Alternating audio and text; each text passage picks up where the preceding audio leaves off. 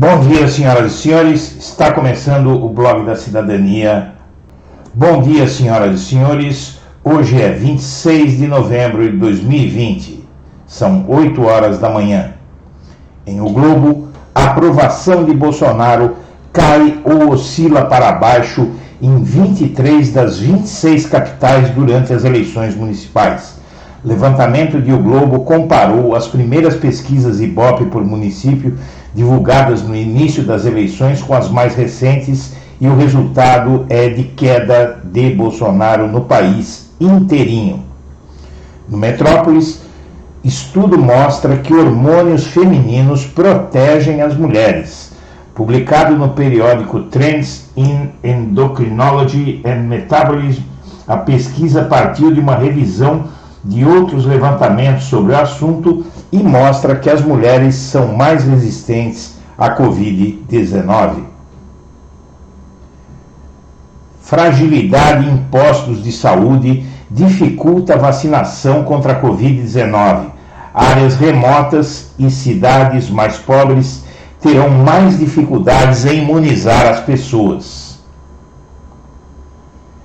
Dória afirma que Coronavac, ou seja, vacina chinesa, pode ser aplicada no Brasil mesmo sem aval da Anvisa. Em nota, o Itamaraty responde à Embaixada da China. O Ministério das Relações Exteriores enviou nesta quarta-feira uma nota à Embaixada da China em resposta ao que o país disse ontem sobre as críticas feitas pelo deputado Eduardo Bolsonaro. No texto, o Itamaraty diz que não é apropriado que agentes diplomáticos da China no Brasil tratem de assuntos por meio das redes sociais, mas não disse nada sobre o filho do presidente da República fazer o mesmo. Correio Brasiliense. O Procurador-Geral da República, Augusto Aras, defende que estados podem impor vacinação obrigatória. É o interesse coletivo em jogo. Ainda no Correio, Ministério Público investiga denúncias de candidaturas laranjas de mulheres. Onda de infecção pelo novo coronavírus atinge deputados e senadores. Especialistas avaliam que infecção entre congressistas está relacionada especialmente à participação deles nas eleições municipais. Disputa no Recife provoca racha nos partidos de esquerda. O pré-candidato à presidência Ciro Gomes, de olho numa possível dobradinha com o PSB em 2022, esteve no Recife nesta semana para pedir votos para João Campos. Ex-diplomata agressor de mulheres é condenado a 5 anos de prisão, diz o Globo. O ex-diplomata Renato de Ávila Viana foi condenado a 5 anos e 10 meses de prisão por agredir a professora Joyce Paiva, que chegou a ter um de seus dentes arrancados com uma cabeçada do ex-namorado.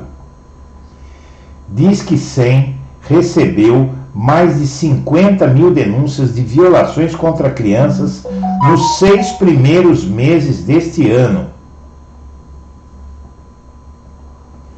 Funcionários da prefeitura que apoiam Eduardo Paes recolheram panfletos de Crivella na porta de igrejas. Pelo menos 2 servidores são da Guarda Municipal que abriu sindicância. Material de campanha tinha acusações falsas contra o candidato do DEM e foi barrado pela Justiça.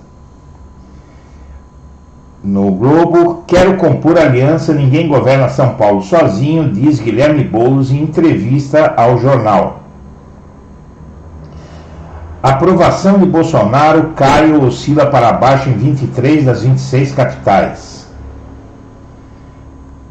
Absurdo, dizia Maradona ao lado de colunista da Folha de São Paulo quando Dilma foi vaiada durante a Copa de 2014. O argentino ficou perplexo com os palavrões na abertura da Copa de 2014 e torceu para o Brasil. No Estadão, pesquisa Ibope diz que Covas e Boulos destoam na taxa de conhecimento. O prefeito de São Paulo é conhecido por 90% dos eleitores e Boulos só por 75%. Não abro mão do partido para Bolsonaro, diz presidente do Partido Republicanos. FIFA vetou a presença de Maradona em camarotes VIPs na Copa de 2014 por críticas que Maradona fez à entidade. Covas vincula anúncio no Google à busca sobre seu vice aos termos violência e mulher. Ainda na Folha, segunda onda de Covid-19 em São Paulo era esperada só para o fim de dezembro. Chegou antes. Mundo registra maior número de mortes por Covid-19 em um único dia, na segunda onda que devasta o planeta. Casos de síndrome respiratória grave voltam a subir em todo o país pela primeira vez desde julho. Quase 98% dos casos da chamada SRAG, síndrome respiratória aguda, foram causados pelo coronavírus. Presidentes de empresa e entidade lançam movimento para apoiar diversidade e inclusão após surto racista no país. Brasil deve evitar ação discriminatória contra a China no 5G, diz Conselho de Empresários, enquanto os bolsonaros tratam de criar problemas diplomáticos. Empresários lançam estudo para defender negócios do Brasil com a China, preocupados com as barbeiragens da família Bolsonaro no comércio exterior. Após desgaste com nomeações, Covas mantém amigos de balada no gabinete. Vejam aí, ele leva os amigos para a prefeitura para fazer cortesia com chapéu alheio, ou seja, o seu, o meu, o nosso chapéu. Assessora de gabinete de Covas, secretário e creche agem em campanha e Boulos denuncia uso da máquina na reta final da eleição. Subprefeituras expõem loteamento e centrão paulistano de Covas. Prefeito reparte com PSDB e mais 7 partidos comando das regionais. Conselho de Secretarias de Saúde de Santa Catarina fala em risco de iminente colapso do sistema de saúde catarinense por Covid-19 em um estado que é líder do negacionismo da pandemia. Candidatos dizem que TSE beneficiou irmão de Alcolumbre, presidente do Senado, e vão à justiça contra novas regras eleitorais em Macapá. Em meio à discussão para a reeleição da Câmara, o presidente da Casa, Rodrigo Maia, cria comissão de juristas com Gilmar Mendes como presidente para atuarem em mudança da lei para que ele possa se reeleger. Velório de Maradona na Casa Rosada começa com aglomeração e tumulto. Maradona morreu por insuficiência cardíaca aguda, diz autópsia preliminar, diz o UOL.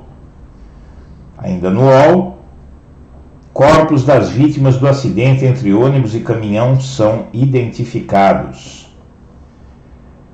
Com casos em alta, Rio de Janeiro tem maior média de internações desde julho por conta das gigantescas aglomerações que estão acontecendo no estado.